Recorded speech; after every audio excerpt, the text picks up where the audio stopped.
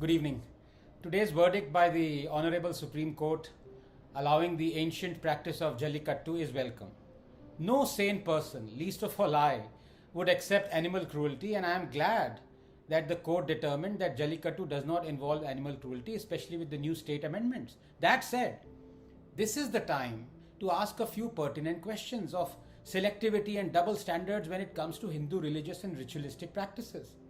In 2019, the Tripura High Court banned animal sacrifice, even though Hindus argued that this practice was a centuries-old tantric tradition of worshipping the 10 Mahavidyas, namely Kali, Tara, Tripura Sundari, Bhuvaneshwari, Bhairavi, Chinnamasta, Dhumavati, Bagalamukhi, Matangi and Kamala. What the Hindus pleaded was also in keeping with the famous 1954 Shirur Mutt judgment that established the sanctity of an essential religious practice. But the judges would hear none of it. Quote, "No person, including the state, shall be allowed to sacrifice any animal or bird within the precincts of any temple within the state of Tripura," unquote, they wrote. In 2014, the judges of the Himachal Pradesh High Court had similarly banned the 600-year-old tradition of animal sacrifice during Kullu Dasera.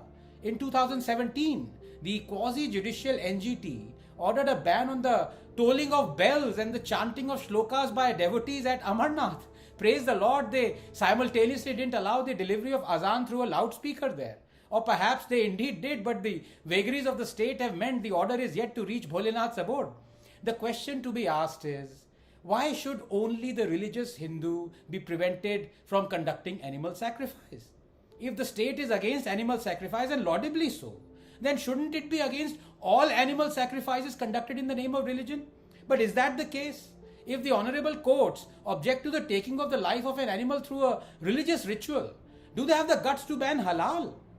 Every single day, more than 1 billion Muslims eat meat after this religious ritual has been performed. In fact, it is an essential requirement. The dhabiha, or the prescribed ritual slaughter, must be staged. The incision must be precise and deep that cuts the carotid artery and the trachea.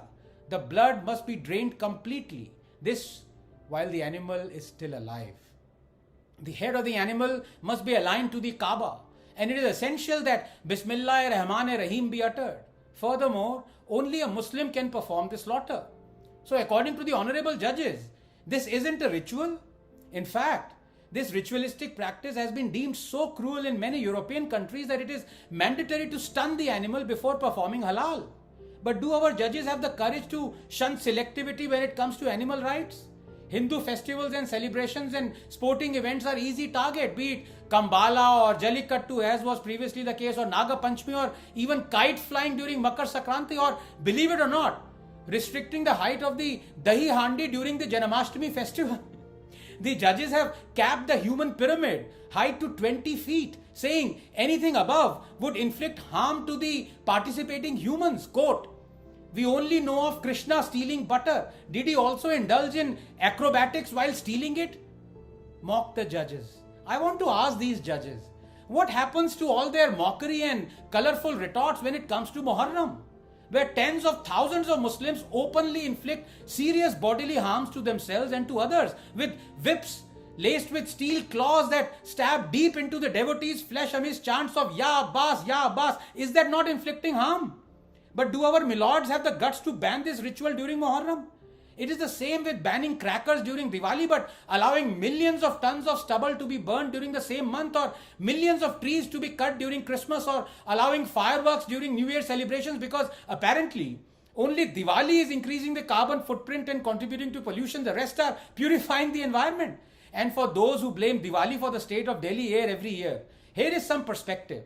An area of 17,900 square kilometers, or 12 times the size of Delhi, is on fire continuously for weeks on end right next to Delhi. 35 million tons of stubble are burnt right under the noses of our judges. Honestly, I am now convinced the only way stubble burning can be banned is if we call it Parali Dahan, a Hindu festival wherein, according to the Atharva Veda, Lord Vishnu burned demon king Paralisura when he enslaved Maruts and storm king Rudra. Only then will it be banned. Stubble burning releases 149 million tons of carbon dioxide, which is 55% of all Indian transport carbon dioxide emission. The financial burden of treating the resulting respiratory disease alone is 154 times more than the cost of the machines needed for stubble extraction. But if our politicians and judges thought like this, we'd be a developed nation. And with our courts acting the way they are towards Hindus and their rituals, can the state be far behind? Dharmapuram adhinam patina parvesaram. The ancient Hindu ritual of carrying the priest has now been banned. And that too by invoking clauses of quote-unquote forced labor. You mean to tell me the devotees are being forced to carry the pontiff they revere? What next? I will tell you what next. There will soon come a time when the state will ban the pulling of the Lord Jagannath on the pretext of forced labor. But there will never come a time when the state bans Siddhya Gestatoria, the tradition of carrying a Christian priest. There will never come a time when the state bans the hoisting of the bulky tazia on dozens of tired, exhausted soldiers during Muharram. There will never come a time when the state bans the tradition of carrying a heavy wooden cross on Easter parade. There will never come a time when the state bans male genital circumcision, a religion-ordained act of cruelty that is banned in many European countries. This selectivism against only Hindu festivals and religious practices will soon result in a scenario where the Hindus begin to dislike their own traditions. From there, the road to self-loathing is but a few yards away. And we know where that road leads to. Forsaking Hinduism itself and accepting another religion. As if on cue, the courts have recently opined that non-Hindus cannot be barred by temples into setting up their shops and temple premises. So let me get this straight. A man whose religion orders him to viscerally hate the Hindu, commands him to convert this infidel, this kafir, and if he can't, then kill him at an opportune moment. A man whose religion tells him no one has the right to be worshipped but Allah 4062. That those who deny the Quran, their necks will be shackled 4070. That polytheists for Hindus are the worst of creatures 98:6. That fight against those who do not believe in Allah and who do not adopt Islam, fight them until they give the jizya while they are humble 929. That do not marry polytheist women unless they believe in Islam 2:221. That those who disbelieve in our verses, we will drive them into a fire 456. That do not take disbelievers as friends unless they convert and kill them if they refuse 489. The court orders the Hindu temple to give this man the temple's own land to set up a shop in.